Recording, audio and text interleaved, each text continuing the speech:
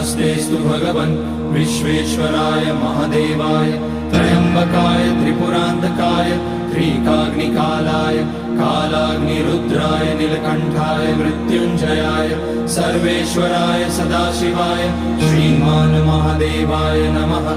ॐ नमः शम्भवाय च मयोभवाय च नमः शङ्कराय च मयस्कराय च नमः शिवाय च शिवतराय च।